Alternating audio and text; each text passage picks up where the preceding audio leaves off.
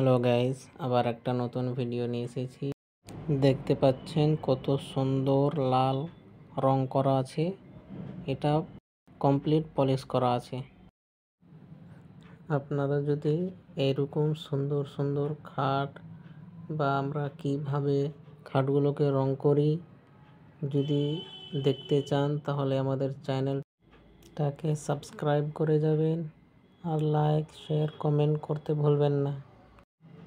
আমরা এই ভিডিওটা বানাইছি যে আমরা কিভাবে, দেখতে পাচ্ছেন খাটটাকে আমরা কিভাবে বিছানাগুলো যে আমরা বানাই ওটা দেখাবার চেষ্টা করেছি।